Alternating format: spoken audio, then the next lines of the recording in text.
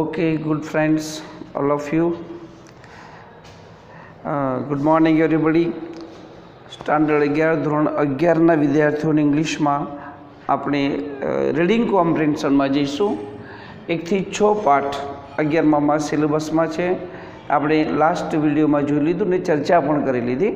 7 થી ઓનવર્ડ 7, 8, 9, 10, 11 એ આપણા સિલેબસમાં નથી, છતાં પણ આપણે એને તૈયાર કરશું. પરીક્ષામાં પૂછાશે 1 થી 6. એમાં શું પૂછાશે, લાસ્ટ ટાઈમ ફરી આપણે રિફ્રેશ કરી લઈએ કે એમાં ફક્ત રીડિંગ કોમ્પ્રિહેન્શન, ટ્રુ ફોલ્સ અને એક શોર્ટ નોટ, આ 3 વસ્તુ શામાંથી પૂછાશે? Unit number 1 to 6. તો આપણે છેલ્લા 6માં આવ્યા છે, તો વાંચીશું અને પેરેગ્રાફને બરાબર સમજીશું.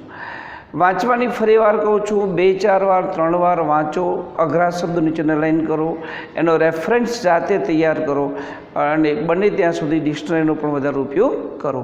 પરીક્ષામાંથી પ્રશ્ન ડાયરેક્ટ નથી પૂછાતા. પહેલાં શું પૂછવામાં આવે છે?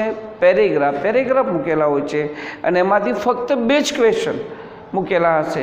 એને એક્સ્ટ્રેક્ટ કહેવામાં આવે. Paragraph is quite different from extract. તો એક્સ્ટ્રેક્ટ બહુ ટૂંકો પેરેગ્રાફ હોય છે. From where you have to take out the answer, જેમાંથી તમારે શું કરવાનું છે, શું કરવું પડે? આન્સર લેવા પડે છે. અને answer how can we manage it? તો we should manage all answer according to the pattern of question. તો ક્વેશ્ચનની પેટર્ન કઈ છે, કે ક્વેશ્ચનમાં કયો ટેન્સ મૂકેલો છે, એ ક્વેશ્ચનમાં શું વધારે માગ્યું છે, એ સમજીને જ આપણે શું કરીશું? પેરેગ્રાફમાંથી, એક્સ્ટ્રેક્ટમાંથી આન્સર લઈશું. આ રીતે લખવાનું નહીં, લીટી મળી ગઈ સીધું લખી નાખ્યું પછી સાહેબ જોઈ લેશે, એવું નહીં. એ માર્ક્સ મળશે નહીં, અડધો માર્ક્સ પણ નહીં મળે, એ યાદ રાખજો. એટલે આપણે શું ધ્યાન આપીશું? ફક્ત કે પ્રશ્નોમાં શું કહેવા માગે છે. કદાચ જે પ્રશ્નમાં કહેવા માગે છે એ શબ્દ ઉપર હશે પણ નહીં. ઘણા પ્રશ્નમાં શબ્દ શોધે છે, મેનેજ શબ્દ આવે તો ઉપર મેનેજવાળું લીટી જોઈને પછી લખી નાખે, એ બરાબર નથી. તો try to understand the tone of question first and try to follow what does he want to say. તો લેટ્સ સી. ચોપડી બધા ખુલશો 11 જેને ટેક્સ્ટમાં unit 6, page number I think 60. Here is the story of suspense story that is called detective. આગળ જોઈએ ને આપણે તો ડિટેક્ટિવ કોને કહેવાય? જાસૂસ હોય છે. પહેલાંના જમાનામાં જાસૂસ શું કરે? હવે અત્યારે ઘણી બધી ટેકનિક શરૂ થઈ ગઈ છે ચોરને શોધવા માટે. ટેકનોલોજી વાપરવામાં આવે છે, આપણે ઘણા બધા રસ્તાઓ છે. પણ ડ્યુરિંગ ધોઝ ડેઝ એક શેરલોક હોમ્સ કરીને ડિટેક્ટિવ હતા. એ શું કરે? શોધી કાઢે, સત્ય શોધી કાઢે. અને સત્ય શોધવા માટે એની પોતાની કોઠાસૂઝ હોય છે, પોતાની એક આવડત હોય છે, પોતાની એક શાર્પ વિઝન હોય છે. અને એને એ પોતાના ક્રાઇટેરિયાને ધ્યાનમાં રાખીને એ કોઈ પણ ચોરને ઓળખી શકે છે. અહીંયા આગળ એક કામ સોંપ્યું છે એમને, ચોરને શોધવાનું. અને એ ચોર છે એ ડાયમંડ ચોરી ગયો છે, હીરા માણેક રત્ન ચોરી ગયો છે. That is called blue cross. ટાઇટલનું નામ છે, પાઠનું નામ બ્લુ ક્રોસ. એ ભૂરો ક્રોસ છે, એ ચોરાઈ ગયો છે. અને એને શોધવા માટે એક વેલેન્ટાઇન નામના પર્શિયન જે લંડનથી આવે છે, એ ડિટેક્ટિવ છે, એને આ કામ સોંપવામાં આવ્યું છે. અને બહુ ધ્યાનથી આખા પાઠનો સારાંશ આપણે સમજી લઈએ. બહુ ધ્યાનથી દરેક વસ્તુની નોટિસ કરે છે. એનામાં શાર્પ વિઝન છે. He has good skill to distinguish between 2 things. Distinguish, બંને વસ્તુમાંથી જુદું તારવું. હંસ શું કરે છે? હંસ શું કરે? દૂધ અને પાણી મિક્સ કરો તો સાચો હંસ શું કરશે? એ દૂધ પી જશે, પાણી રવા દેશે. આ એની ક્વોલિટી છે. અને બગલાને સોંપો શું કરે? બગલું બધું પી જાય. એની પાસે તાકાત નથી, એની પાસે ડિસ્ટિંગ્વિશ પાવર નથી. તો એ શોધવાનું કામ શાર્પ માઇન્ડ્સ પીપલ્સ, જે લોકોની તીક્ષ્ણ નજર છે, એ લોકો આ કામ કરી શકે છે. તો detective now we have seen number of TV serials and TV show. આપણે ઘણા બધા ટીવીમાં શો આવે છે.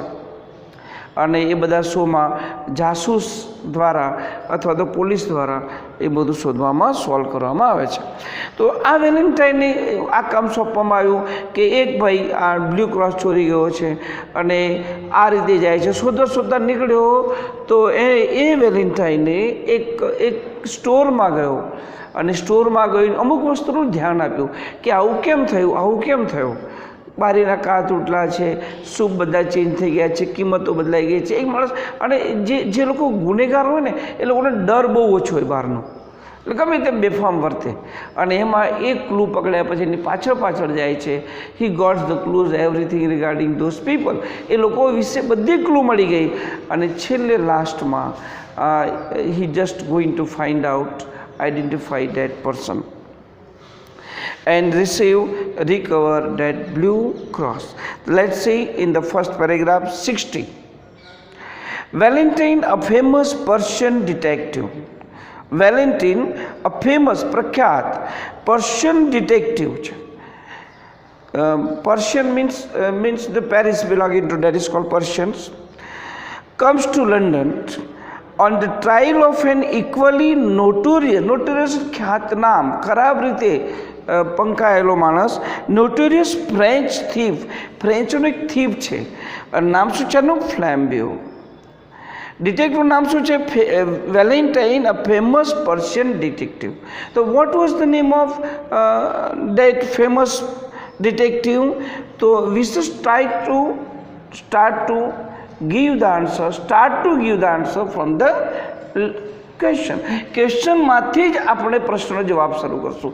Look at here, who was the famous person detective? હવે પ્રશ્ન પૂછાયો છે હુ, તો જવાબ હુની જગ્યાએ શું મૂકશું? નામ જ આવે. બાકીનો બધો જ બેઠો સેન્ટેન્સ મૂકી દેવાનો છે. પરીક્ષામાં 1 માર્કનું પૂછવામાં આવે છે who was famous person detective. પેરેગ્રાફમાં વાંચ્યું તો આપણે Valentine famous person detective comes to London. આપણે જે લખનારા શું કરશે? છેક લંડન સુધી નહીં, ફ્રેન્ચ થી ફ્લેમ્બી સુધી લખી નાખશે. આખું વાક્ય લખવાની જરૂર નથી. પ્રશ્નમાં શું પૂછ્યું છે એટલું જ લખવાનું છે ને આગળ જવાનું નથી. ક્વેશ્ચન માર્ક નીકળી જશે. તો WH હુની જગ્યાએ શું મૂકશું? Valentine who was famous person. તો Valentine was famous person detective. આડાવડી લખવાનું નથી, ફક્ત હુની જગ્યાએ શું આવે? નામ જ આવે. કોઈ પણ પ્રશ્નમાં હુ આવે તો હુની જગ્યાએ નામ મૂકવામાં આવે છે. તો જવાબ કેવી રીતે બનાવશું આપણે? Valentine was famous person detective. On the trial of, એક ટ્રાયલ માટે આવ્યા છે. Trial of on the trial of એટલે ની સર્ચમાં, ઇન સર્ચ ઓફ, ની શોધમાં. ઇન ટ્રાયલ ઓફ મીન્સ પ્રયત્ન કરવા માટે નહીં, પણ ટ્રાયલ ઓફ ની શોધમાં. કોની શોધમાં આવ્યા છે? ઇક્વલી નોટોરિયસ, બહુ જ ભયંકર, ખરાબ રીતે પ્રખ્યાત ફ્રેન્ચ થીફ, એક ફ્રેન્ચનો ગુનેગાર છે, એક મોટો ચોર છે અને એનું નામ છે ફ્લેમ્બ્યો. તો ફ્રેન્ચનો એક મહાન ચોરને શોધવા માટે લંડનથી એક મહાન famous Persian detective name Valentines comes there. Second question we may start here. What was the name of French thief? અહીંયા આગળ નામ જ પૂછાયું છે, પણ રેગ્યુલર પ્રશ્નમાં પૂછાયું છે વોટ વોઝ ધ નેમ, શું નામ હતું? ઓફ ફ્રેન્ચ થીફ, એ ફ્રેન્ચ થીફનું નામ શું હતું? થીફ મીન્સ ચોર, બગલર એટલે ગરફોડ ચોર, we may say that, બને આ થીફ એટલે ચોર. તો એ સિચ્યુએશન પ્રમાણે નામ બદલવામાં આવે છે. વોટ, હવે પ્રશ્નમાંથી જવાબ શરૂ કરો. પ્રશ્નમાં કરતા ક્યાં આવે છે? જુઓ ધ નેમ, અથવા કોઈ પણ આવે. The name of the French thief, અહીંથી શરૂ કરો. ઘણા શું કરશે? અહીંથી શરૂ કરશે કે Flambeau was the name of French thief. એ બરાબર નથી. We should start the answer from the question. The name, એક કર્મ હતો અથવા તો કરતા હોય તો ત્યાંથી શરૂ કરાય પ્રશ્નમાંથી. The name of the French thief was, શું નામ આપેલું છે? Was Flambeau. તો that same thing. Valentine noticed the smallest detail very cleverly. એ દરેક વસ્તુને બહુ ધ્યાનથી જોતા, બારીકાઈથી જોતા. અને ડિટેક્ટિવનું એક કામ એ છે, આડેધડ જોઈ લેવું, ગ્લાન્સ કરી લેવું નહીં, બહુ જ ધ્યાનથી જોવું પડે કઈ વસ્તુ ક્યાં જોડાયેલી છે. He has the extra ordinary ability, એની પાસે એક અસાધારણ, એક્સ્ટ્રા ઓર્ડિનરી મીન્સ ઓર્ડિનરી સામાન્ય, એક્સ્ટ્રા ઓર્ડિનરી અસાધારણ એબિલિટી, એક તાકાત હતી, શક્તિ હતી, શાર્પ એનામાં એક વિઝન હતું, two place himself in the shows of the criminal he is searching four. એના પગલાં, એની રીત, એને he was in search of smallest things, નાની નાની વસ્તુઓનો અભ્યાસ કરે. આપણે ઘણી બધા ડિટેક્ટિવ પિક્ચર જોઈએ છે, એમાં એક પિન પડી ગયું હોય, એક વાળનો એક નાનો ભાગ પડ્યો હોય, ત્યાંથી ખબર પડે કે ત્યાંથી કશું ક્લુ મળી જાય છે. Thanks to this sense. Third question we may start here. What was the ability of Valentine? વેલેન્ટાઇનની એબિલિટી શું હતી? તો આપણે અહીંથી શરૂ કરશું પ્રશ્નમાંથી. શું હતું? The ability of Valentine was, જોજો બરાબર ચોપડીમાં ત્રીજી લીટી, he has extraordinary ability to place himself in the shoes of the criminal in search. એના પેગડામાં પગ ગાલીને ચાલતા, એટલે ચોરનાની લેવલ સુધી જતા અને પછી શોધી કાઢતા. Thanks to this sense. તો what was he notice everything, smallest things he notice, નાનામાં નાની વસ્તુઓનું શાર્પ નજરથી જોતા. To place himself in the shoes of criminal he searched for. Thanks to the sense, Valentine noticed a series of very strange clues left behind by the couple of old priests. તો એક રેસ્ટોરન્ટમાં ગયા અને બે પાદરીઓએ couple of એટલે બંને, કપલનો અર્થ આપણે એવું માની લઈએ છે પતિ પત્ની, પણ અહીં એવું જુદું છે. કપલ એટલે બે, a couple of old priest, બે એક વયોવૃદ્ધ, બહુ વૃદ્ધ પણ નથી, ઓલ્ડ પ્રૌઢ જેને કહેવાય, એવા બે પ્રિસ્ટ પાદરીઓની જે કરેલી, જેને આપણે થોડી મસ્તી કરેલી, એને બહુ જ નોટિસ કરી, ધ્યાન આપ્યું, જોયું એને. As a result, he managed to follow flamboyant trail around London. When he sits in the quiet restaurant, he finds salt in sugar bowl. He finds salt. એને એક મીઠું મળી ગયું. શામાં મળી ગયું? સુગર બોલ. જે સુગરનું લખેલું લેબલ માર્યું હતું, એમ એને શું ભર્યું હતું? એ લોકોએ, પાદરીઓએ મીઠું ભર્યું હતું. એના પરથી ખબર પડે કે આ મસ્તી કોઈ સારો માણસ કરી ન શકે. આ કોઈ એવો માણસ છે જેની પર શંકા કરી શકાય, જે ગુનેગાર છે, એ જ આ મસ્તી કરી શકે કે સુગર બોલમાં મીઠું ભરે. The waiters, look at third question also we may write here. What did he notice? એને શું નોટિસ કર્યું? કોણે? વેલેન્ટાઇને રેસ્ટોરન્ટમાં ગયા, બે પાદરીઓએ શું કરેલું હતું? તો પ્રશ્નમાંથી શરૂ કરશું. He notice. હવે લુક એટ હિયર, એ ટુ બીનું રૂપ છે ડીડ, તો મૂળ ક્રિયાપદને ઈડી લાગશે. Noticed, noticed. What is noticed? He noticed. What is he? He means Valentine, the great famous detective. He noticed, what he noticed?